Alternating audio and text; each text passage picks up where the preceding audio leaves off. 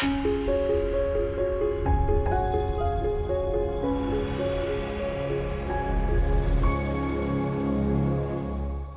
everybody, this is Adam Forgione, and I am with powerhouse filmmakers, Penn Weddings, Sarah and Rick Penndergraft, and I'm going to tell you a little bit about them, and we're going to jump into some really cool stuff. So anyway, before I get started, Sarah and Rick, what's up? How you doing?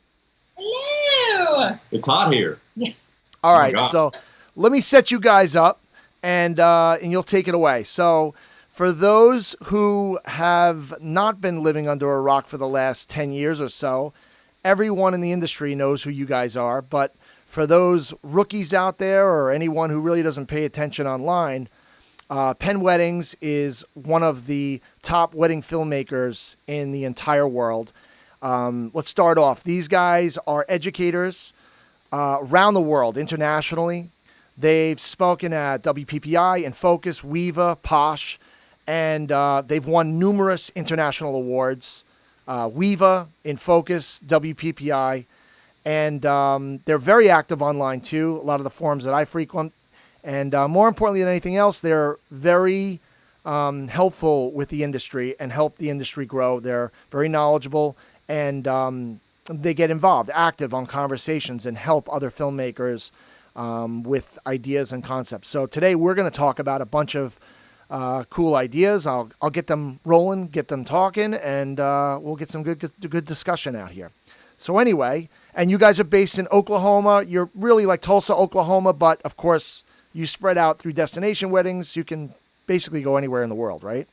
Yeah, the past few years, about half our weddings have been in Oklahoma and the other half have been somewhere out of state, some international, lots just across the country. Yeah, we travel quite a bit. Awesome. All right, so I'm going to jump right in with this. This is something that a lot of filmmakers sometimes battle with. I think the pros kind of have this down, but it's a really controversial topic sometimes, and that is working with photographers. So for us, we have a really good relationship with photographers, but we definitely run into some bad ones from time to time. And I know it's the same on the other side. I'm sure there's bad videographers that drive photographers crazy, but let me get your take on this. What's your take on working with photographers? What could you share? Yeah, we get asked a lot. Mostly people ask us, they say, I don't see a lot of photographers in your work. I don't see a lot of flashes or their cameras or their gear or whatever in your work. How do you guys do that?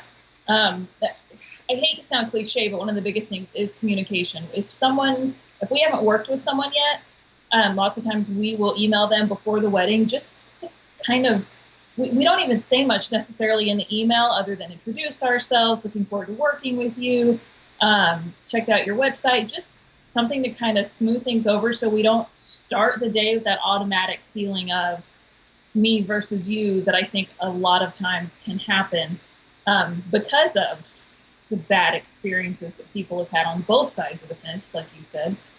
But we also are really specific about going over certain parts of the day, most notably the processional. Like that is one of the hardest times to get all the angles we need, all the shots we need, and not have a photographer in our work or not even have our own gear in our work. So we'll say, hey, we want to talk with you guys. Where do you like to stand during a processional? Are you one of those people who likes to kneel down front, or do you stand at the back? Or are you one of the people who likes to stand in the middle of the aisle, which is always the hardest to work around, but we have a system.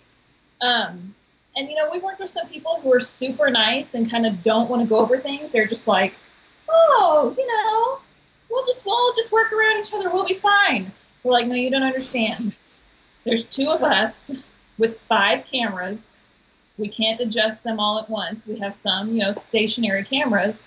We are more than happy to frame our shots around your needs. But we need to know where you plan on standing. And if you could please, stay, not change that spot unless it's like back somewhere, obviously. But if you're planning on being somewhere in the middle of the aisle, please let's go over that so we can frame shots around you. And when you have those conversations, like those proactive, hey, let me introduce myself. What's your style like? Here's our style. Do you do you have a method to that? Do you seem to get a lot of pushback, or do you notice that it's a pretty nice experience when you talk to photographers? I think it's like, for me, I mean, Sarah emails the photographer ahead of time, and then I don't meet them usually until that day. And so I don't waste time when it comes to when I see the photographer coming in, or if I come into the room and the photographer's already there, then I'm going straight to him. As soon as I say hi to my groom or whatever, I go straight to them and introduce myself and say, hey, if I get in your way, just let me know. And I like to do things over here. Just kind of, like you said, the communication aspect of it, just to kind of let everybody know that we both have a job to do. We're both really on the same team, and that's really worked well for me. Yeah, and a lot of times too, I mean, I think that initial conversation automatically generates, I don't know if generates is the right word, but creates an atmosphere of respect. I'll respect you if you respect me. So they're going to work harder to stay out of your way too. And there's lots of moments where, we talked about processional. There's some moments where we're going to stay as far back as we can with the gear we have. We have 370 to 200s that we use during the ceremony. So we're staying pretty far back a lot. But there's also moments during the day when the bride's getting in her dress or during preps or whatever, where we do get some shots that are right up close, shooting right over her head or something. And if, sometimes the photographer's off doing something else and it's no big deal. But if we're in the same place at the same time and I want that shot, I'm usually going to be right next to them, shoulder to shoulder, getting whatever I can. But then I'm going to flat out say, hey, can I jump in real quick and get a close? I ask them. I don't just do it. And no one's ever said no. I can't imagine they would. There have been times where they've said, like, hey, give me 5 seconds. They've got something they want to get at that moment. Great. Give them 5 seconds, then I get what I need. So I talk to them, like, even in the moment, hey, can I jump in and get a real close-up shot? And then I back off. And so we're communicating all throughout the day. And in terms of how they receive it, yeah, most are pretty cool. I mean, like I said, I think the only thing we've ever run into really that was kind of weird is the ones that are just like, oh, don't worry about it. I'm sure we'll all be fine with each other. And we're like, no, we really want to talk this through if that's okay with you.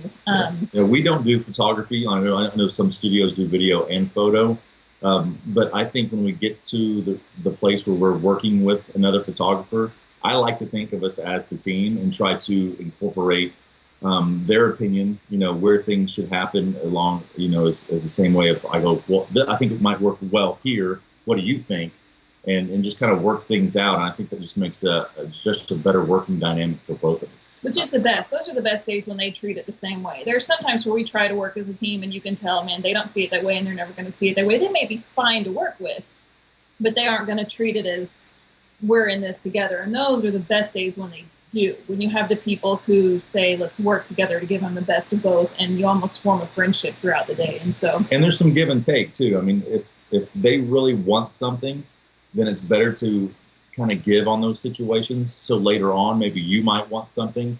We have, it depends on the photographer, but a lot of photographers like to back up down the aisle when the couple is leaving, or some like to stay at the end of the exit aisle. And so send off at the end. Yeah. How do you handle that? Because I know we have two methods. One, if they're at the end of the exit aisle, then I'm just down there shooting the couple coming through, all the people throwing stuff and sparklers, and Sarah glide cams low behind them as they come out.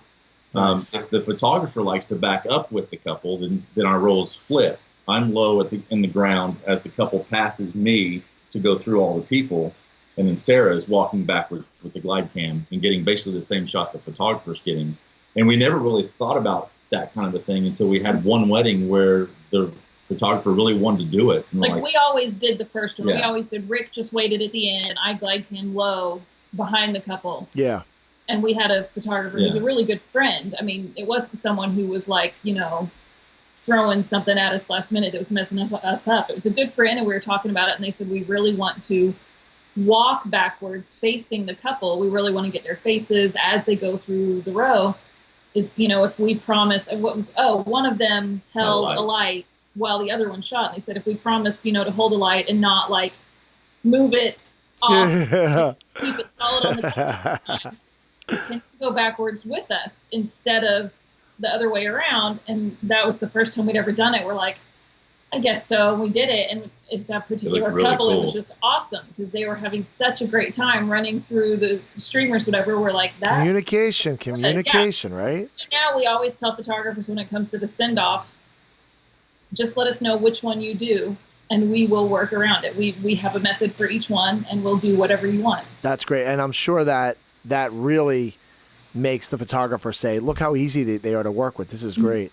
Well, all right. Let me ask you this question. I heard through the grapevine that you have a trick with photography flash in your edits, and so I'd love to hear about this one because I battle this in edits all the time, and so tell me, you got a trick? What's going on here? I don't know about a definite trick, but we have a combination of things we use to keep flash out of our edits for the most part. I mean, is it more than just waiting for the flash, or do you have a trick in the editing process to, like, if there's a shot with a flash, are you able to minimize that look? Yeah. Or, okay. Now, part of it is waiting. You got I count between flashes. If it's, I don't care about flash during a reception. For me, it's all about what is mentally, what a viewer, if anything would be a distraction to the viewer, if anything would mentally pull someone out of the moment. People expect flashes during reception, so that really doesn't bother me. But during moments like first look or preps or whatever, that's where it's killer. So yeah, I do count between the flashes. I usually, if I feel a flash go off, whatever shot I'm trying to get, I hold it. I do a 3 count in my head, 1, 2, 3. And if I don't get to 3 and another flash happens, I start all over again. And I hold that shot until I get to 3. Then I move to a new shot. But yeah, there is a flash remover. I feel terrible because I'm having to actually think about it, but I'm pretty sure it's a new Blue effects. It's not, and if it doesn't come to mind exactly, don't worry. Afterwards, if you want to send me a link, I can always put it on. It's not a big deal. Pretty positive it's new Blue effects that they have a flash remover that is a really great tool. It's one of those that knows how to kind of do a little bit of frame blending, and so it'll detect, and you can set the threshold of how strong of a flash it needs to be for it to detect it. So wait, I just want to back you up for a second. Yeah. When you do the trick where you hold for 3 seconds, are you actually, so you're holding like a static camera because you're going to manipulate that frame because the camera is not moving, or? No, I just mean I'm waiting. Like if obviously in some situations, if the moment's passing, there's not a lot you can do. I mean, if it's like, if the bride's dress is being zipped up and boom, done, and there's a flash in the middle of it, in that case, I'll probably just say, hey, do me a favor, unzip it. I gotcha. Okay. But no, like let's say it's a lace-up dress and it's taking forever. You know, you got all this time to work with while it gets laced up and I'm getting my shot. I want to make sure I've got 3 usable seconds without a flash before I go to another angle or get another shot. But the main idea here is that you're being proactive in the filming process to minimize the flashes when you bring them over to the post-production. Yes. And you're thinking like that's one more thing in your head you're working on or you're thinking about. Yeah. You know, with everything else. Okay, gotcha. When a flash goes off. And there are times too where we'll ask a photographer if it's appropriate, can we get a few minutes here without flash, or get a few seconds here even without flash. Now usually that's more like the formal portrait session of the couple, where we're all doing something that is a controlled moment of, you know, and we can say, give me 30 seconds without flash if you don't mind. When it's preps or something that's actually happening, it's not as easy to say, can you please turn off your flash if they need it, and you know, give us a little bit without it. But we'll ask sometimes too. We definitely ask, as long as it's not reception, as long as it's like preps or something where maybe the light's not ideal, but we're not like in a dark room, we'll say, can you please turn off your grid, your focus grid? Because we know in a decently lit environment, their camera will be able to focus without the horrible red grid. And one of the biggest things to keep in mind always is we don't do each other's job. There are things about what the other one does that we don't know. And a lot of them don't realize. It's not like people are being jerks intentionally, hopefully. Yeah. Yeah, we had a friend one time, I said, hey, can you do me a favor just during preps? Can you please turn off the focus grid? And he was like, you mean that shows up on your footage? It's like, heck yes. If you can see it if you can see it with your eyes, we can see it on the camera. It shows up on our footage. So if you don't mind, that'd be really awesome to turn off the focus grid. But no, we do use also the flash remover, the new Blue FX flash remover. And you can do that. What it does, you can do it yourself too. It just takes a little more work, but you can always take the frame of footage just before or after the flash and do masking, do some cropping, especially if you're dealing with the CMOS sensor where the flash isn't, the whole screen. It's just like a little line. Yeah. So you take one frame before or after the flash, put it under your shot, mask a little strip, add a little edge feather, and lots of times you can completely hide it that way. Gotcha. All right. So I think it's very interesting that, you have like 3 or 4 different things that are going on in your head while this is happening. And then, of course, when you're in that situation, like you said, when it's something where it's live and you can't redo it and the flash is there, you can still try to attack it in the post, though. And that's great because I know a lot of filmmakers that battle flash all the time, and some give up on it, but it's nice to know how we can minimize it now. Mm-hmm. All right, let me segue you guys somewhere else because, I've been to your workshops, and I remember the last workshop I was at with you guys was at WPPI, and it was a storytelling workshop. And I call them gold nuggets. So you always sprinkle a lot of gold nuggets throughout your workshops, and there's always some really cool stuff to take away there for anybody. And then filmmakers that just get in the business, forget it. It's like a fire hose of knowledge. And what I want to talk to you about, which is I think one of the most important elements of filmmaking in general, is storytelling. And storytelling.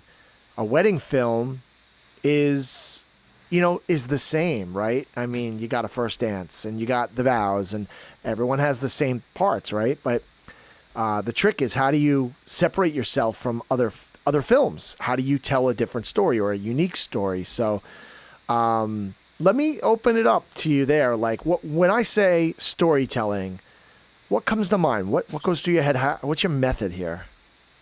That is really broad. Yeah, you pick something, 1 or 2 things. I know we can go on forever, all day long, but yeah, you might have to cut us off at some point if you're like, okay, enough answer to this. But yeah, it's funny, we kind of came full circle. When we first started our company, we did a handful of weddings in 2008, but we officially started the company in 2009. And that was like when the Mark II was coming out, and all of a sudden wedding videos were totally changing. Or sorry, yeah, 5D Mark II was coming out, and everything was changing at that point, but we were completely new. So we were really kind of coming in while a lot of the industry was evolving, and we were just figuring things out. And we were both in news before, background as reporters. Oh, that's your background? Yeah. Oh, wow. Very cool. Rick did sports. I did general news, investigative stuff. And so both of us naturally thought of doing interviews, but it's funny because we started it and it was like pulling the couple aside at the reception and like interviewing them about the wedding day. Or what, are you just now remembering this? No, You're I'm like, just laughing at how awful that was. do you guys miss the old days, like the pre-wedding stuff, or are you're? I'm only now a year and a month out of going full time with Sarah. I left news a long time ago, but he just left it a year ago. So I miss not being on a college football sideline on a Saturday afternoon. Those are great moments. Got to go to the NBA Finals one year when Oklahoma City played Miami. But I just mentioned this to somebody the other day. I miss the people I got to do stories on and tell their individual story and prop them up for the greatness that they have, and either it just being their athletic ability or some side note that ties in with their athletic ability. And that's kind of, I feed it a little bit with weddings.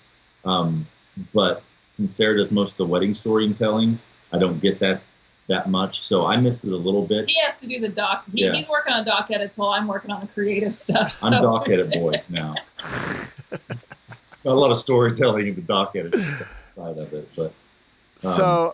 All right, so I threw you guys off on that, but I was curious myself for my own selfish reasons. I'm sitting there going in my mind going, how do I bring this back? And I'm sure you guys have implemented techniques that you knew from the stuff you were doing before, storytelling wise too. But yeah, storytelling. Tell me stories and weddings. Yeah, but the big thing is figuring out how to do it with weddings. Because like I said, the interviews that we did before when we first started weddings were somewhat awkward. I don't know. It didn't have a natural feel to it. It was very staged, very sit this way, look this direction, that kind of thing. But it was also really on the spot and very broad, because that was when we were doing it. It was right there at the reception. Find a room where it wasn't too noisy, go do this interview. And at some point we realized we weren't really liking how that felt. It wasn't very natural. It didn't flow really well in the edit. So we completely ditched interviewing, used toast, used vows, used whatever occurred naturally in the day. But somewhere along the way, and I want to say that it started with one particular couple, I'm thinking of Rebecca and Travis. The bride and her mom were in town. It was an out-of-town wedding, but they were in Tulsa, wanted to get together for coffee. And while we're just chatting, we learned this great story, this backstory of their relationship. And I'm like, oh my gosh, I have to include that somehow. And so they did like the letter exchange thing that we shot those a lot too. When a couple exchanged letters, they read what the other one wrote them, or different ways it's done. But we knew they were doing a letter exchange. I'm like, hey, well, I've got you sitting here for the letter exchange thing. I'm going to have you tell this other story too. It really didn't come out. It didn't come out at all in the toasts. It barely came out in the ceremony. And so we were so glad that we knew going into it, we want to do this little story with you guys. And so it's really become a priority now. The big thing, sorry, it's taken me forever to get here, but pre-interview is huge. When I say pre-interview, we have people who think we mean shooting, like sitting down with the couple and shooting ahead of time. I don't mean that. I just mean having a meeting with them ahead of time, whether in person or Skype or FaceTime, where you go through all this and don't rush it either. Because we had one where it was like, I'm running late to something, is 15 minutes okay? We made it through a lot of wedding details, barely had time to really go in depth, thought we went into the wedding like there's not some really cool, catchy story that we need to work on, but still got a lot of great stuff. And as we're in like one of the last toasts of the night, turns out there's this amazing story about how the two of them met, and this amazing backstory that we didn't know about because our pre-interview was so rushed. It was just like, can you guys fit it in 10 minutes? So pre-interview couples always, and make sure you have time to sit and chat, because lots of times it's in those moments of just hanging out and sipping coffee and whatever, that the good stories start to come out when you don't feel like, oh, we've got to talk details, we've got to talk timeline, we've got to talk, where's the first look going to happen? It's when you get past all that and just start chatting that these really great stories come out. And it also helps build that relationship too with your couple, because you kind of know some of their backstory and know certain aspects of their life that you wouldn't know. Yeah. And I think that kind of makes them feel more familiar with you as well, because you're exchanging, because then we'll tell a story about something, and get totally off track, but they'll find out a little bit about us. We'll find out a little bit about them. And I just think it just builds that relationship. And sometimes, those couples that we have are friends now that we'll have for life. I mean, not all of them. But not every single couple you have is your awesome best friend couple.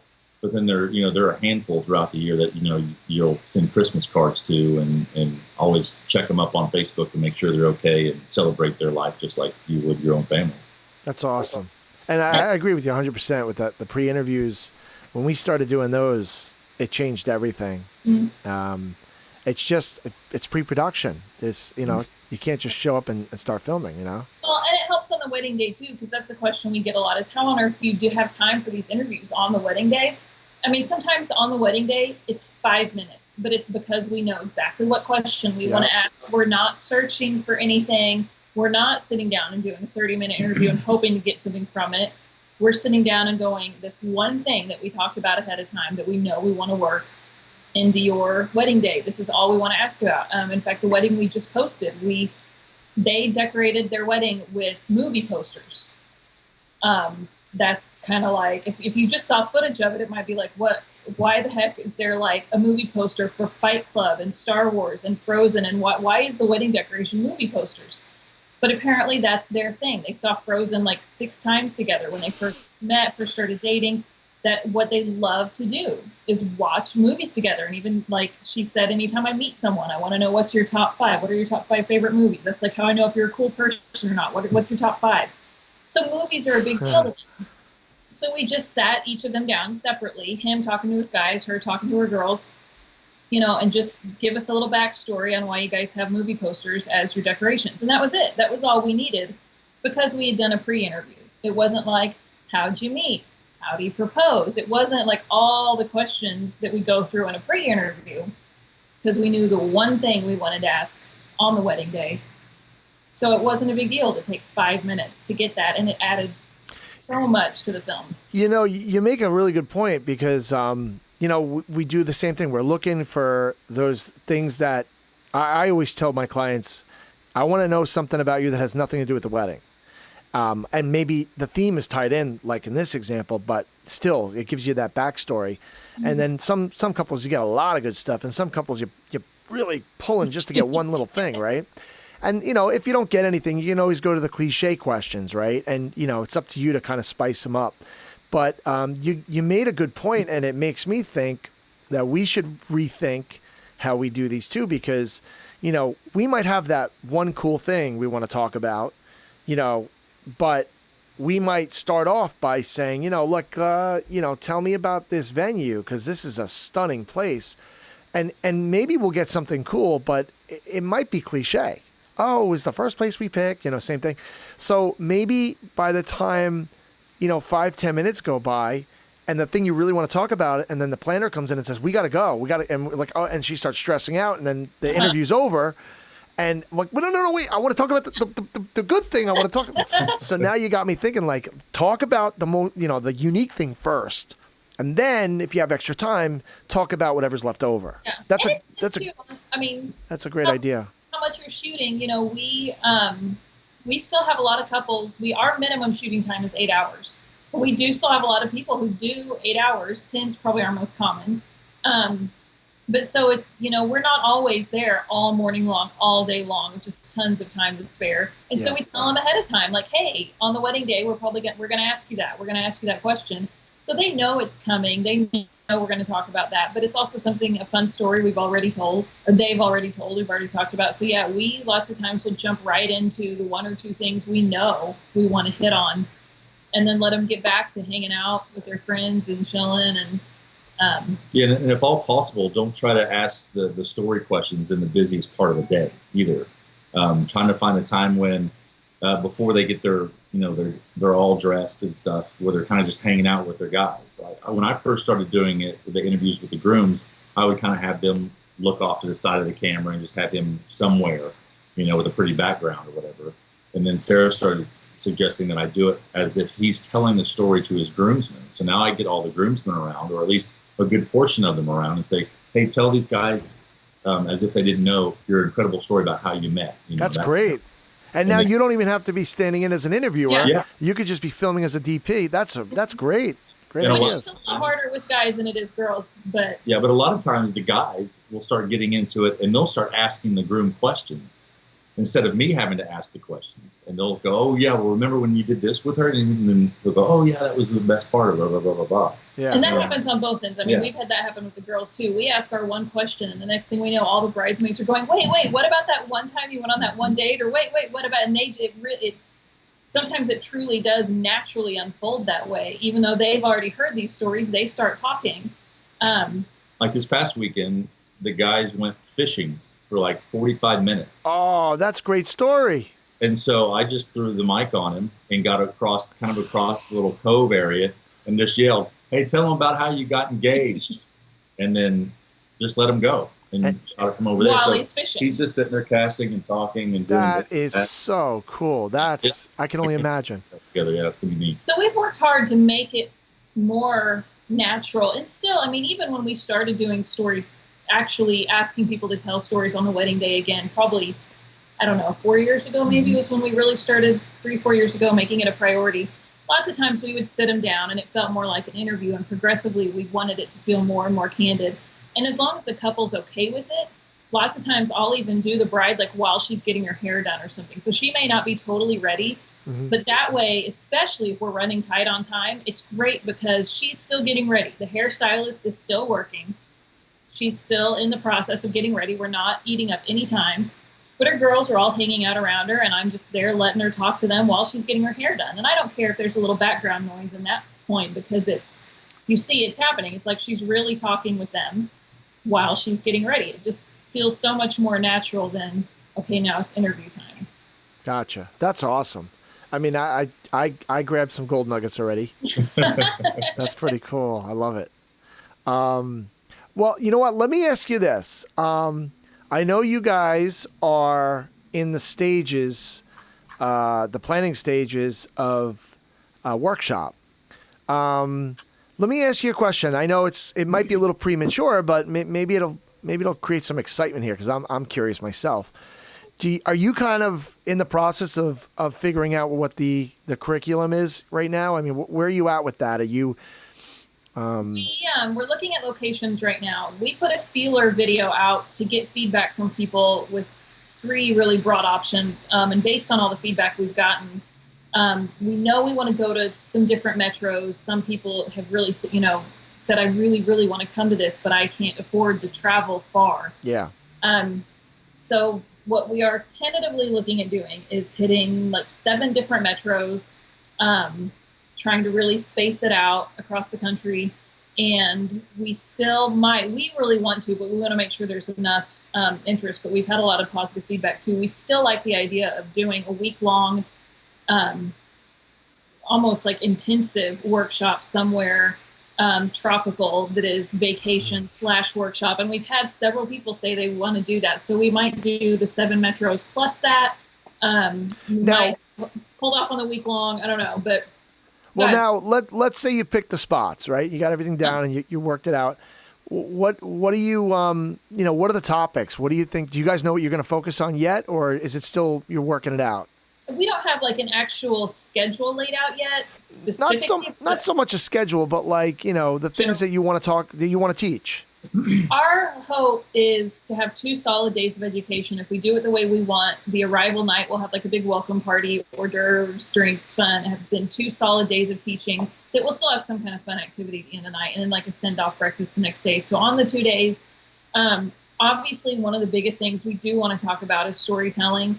And I'll be really upfront with people. It's funny whenever we say like break down an edit or get into the nitty-gritty of an edit, for whatever reason, that, like, I guess isn't sexy. Like, everyone wants to hear what gear do you shoot with and how do you get really cinematic shots and whatever. And when you say break down and edit, it's like, wah, wah. No one wants to hear that. But then whenever we do mentoring, because I know we mentioned we might talk about this too, but we do a lot of one-on-one mentoring. And whenever we do that, that tends to be the topic that when we get to it, we spend the most time on it. They start asking the most questions and they walk away saying, that's what I got the most out of. Yeah. So while it's not like a sexy sounding topic to begin with, it's the thing that when we really get deep into an edit, an exact placement of sound bites and exactly how we cut a song and exactly how we pick a song and how this song flows into this one. And and how we pick when and where to time shift. That's when people really go, okay, like that's a light bulb moment. So we want to spend a lot of time breaking down edits or breaking down an edit. I don't know. I mean, maybe it doesn't sound sexy, but I think a lot of people would love to get inside the heads of other filmmakers that they admire and get inside the edit. I don't know. I think it's something a lot of people want because, it's to be able to look at a final film and say, wow, that's cool. How do I do that? And, a lot of people can kind of dissect it themselves, but, when the filmmaker actually starts to open up and go deeper and deeper and deeper into their thought process, I almost feel as an educator, you as an educator start to realize things that you didn't realize you do, or you start to be forced to talk about, you know what, I know why I do it now. I know how, I know, and then you start teaching the methods. But when people start hearing it, when they start getting that deep into, when you're shooting this thing, it's not that you're shooting this thing and there are 15 more things in your head simultaneously happening. And when you get to that level of mastery, there are so many people that just have not hit that level and don't even understand what's going on in your head. And, when you're able to sit there in a workshop and break down and go as deep as that, I think a lot of people like that stuff. I think a lot of people are interested. Well, that would be a big part of it. And then we also, looking at venues, one of the things we hope to do is get a place where we can have a room set up with, I guess you'd say vignettes. I don't know, for lack of a better word, but almost like a little fake ceremony spot, a little like fake dance floor. Or just, like a mock wedding, and then you can shoot certain scenes. Fledged mock wedding, no, but like some scenes set up where we can show how we shoot certain moments and get some of the shots we get with just two people, because we get that question a lot too. We get asked a lot, how do you get so much footage with just two people? And to show our system that allows us to walk away with the amount of footage that we have and the amount of different, footage that we have, the variety of footage we have, with just two people, and show like our shooting methods. So we want to do hands-on, and if we do also the week-long somewhere, it would be even more like go out on an excursion somewhere, fly the quadcopter. Obviously location does matter. That's an important factor in there, but take the quadcopter out, take our Ike light out and get some underwater footage, let people play with the Ike light somewhere in the ocean.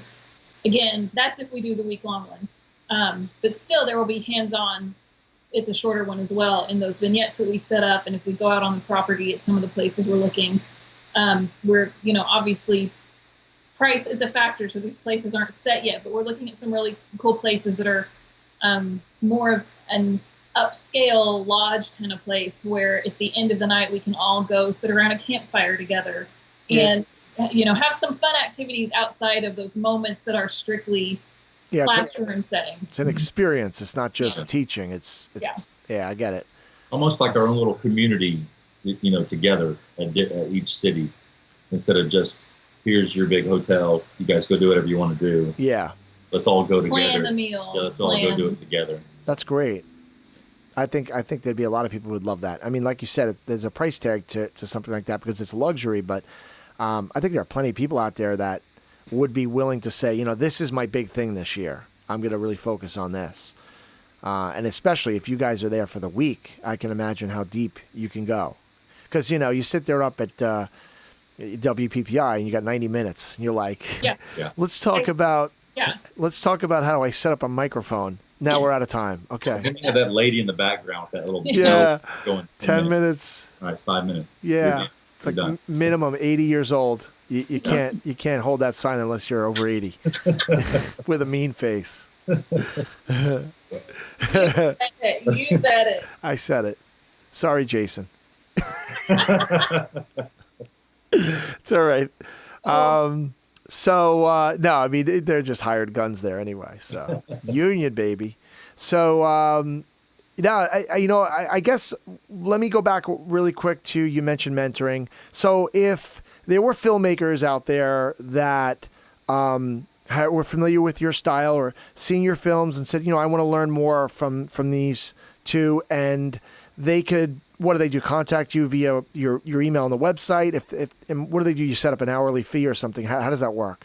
Yeah, we have it broken down hourly, or for a full 8-hour day is a pretty nice discount. But that way, you get a lot more for your money instead of just 1 hour at a time. Of course. And we've done a lot of both. So far, all the full day sessions have been in person. Either people have come to us, or maybe we've been in their city for a wedding or been in their city for a conference. So all of the full day sessions have been in person so far, but we have also done a lot of just like 1 hour long Q&A basically sessions on Skype or FaceTime. Nice. And yeah, we're working on getting like a website up for that, for teaching, to actually put that out there. It's not something we've ever advertised. We've just said it when someone asks, like, hey, can I pick your brain? Or, hey, do you guys ever do any teaching? We're like, yeah, we have a mentoring like setup. It's nothing that we've like officially put out there. It's just when people ask. But yeah, anyone can call or email, and we can set something up.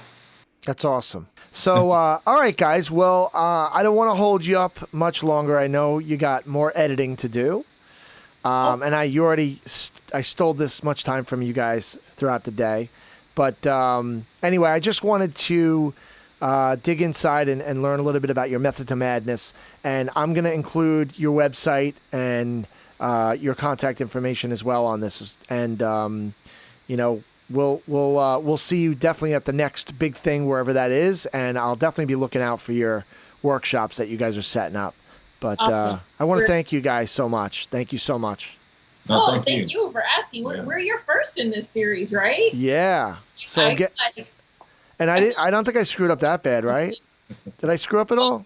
No. All right. It's better after this. I mean. All right. Yeah. I like the raw thing anyway.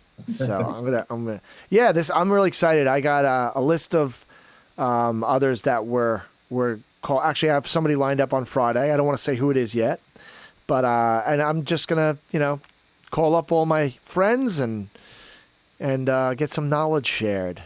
You know what? This is the kind of thing that helps the entire community, and I think if we do what we do, by next year, it just lifts the entire industry up another notch, and we just keep doing the same thing over and over again. I think, and I like doing these anyway because I get to learn new stuff too. I learn stuff every day, and I just learn some more stuff. So we should have been asking you some questions. I know, that's too, what I man. I would have been like, what can we learn from Adam? There's a lot out there. We'll have to next week. We'll flip it. All right. I'm kind of disappointed you didn't break out the keyboard and do a little piano man. I know. Don't you always play something? Come on. Wait, I probably won't. I want to show you something. Hold on. Okay. Uh-oh. Hold on. Where's this going? We'll talk amongst yourself. Yeah. Can I get coffee? Can I get coffee while we wait? Find a cat. Any our cats around? This is sponsored by Dr. Pepper. What is this, like sponsorship? Did you just hold the Dr. Pepper label up there? I did. Wow. I should call them up now. Get a couple of bucks from them. So check this out. This is a keyboard with a broken key. This guy's been sitting here for like 5-6 years. I play like 2-3 times a year now with a band that I used to play with years ago. And it's an awesome band. But anyway, this keyboard, I don't know if anybody wants to buy it. Let me know, because the key, it's in perfect condition. All the keys work. It's. Forgione swap me. I'm a hard player. I play really hard. Yeah. So the next time, here's the deal. The next time that I see you guys in person, we find a piano, we have a few drinks, and we go crazy. I would love to do that. Do you guys play? Either of you guys play music? I played piano up until I was about 6 or 7 years old. Well, maybe later than that. I played violin for about 6 years, but haven't touched either in a long time. Now, if you had choir, so I mean, I do music, but it's been a long time. All right. But my birthday present from my mom a few years ago, she surprised me and got my old violin out of storage and had the whole thing restrung, the bow and the violin. She's like, "You're going to learn to play again." I'm like, "Okay." So, all right, so we're on. The next time I see you guys, we're gonna find a piano and we're all gonna play. Succession. There you go. At least Mary had a little lamb. I can do that much. All right, guys. At least the snow part. I don't remember that part of it. No, that's too complicated. I know. This is now just gone away. We got to take this off on a tangent. There's no way I was gonna end this on schedule the normal way. No. So anyway, thank you guys again for your time. You are an asset to this industry, and I will see you on the forums later on today or sometime this week, I'm sure, again.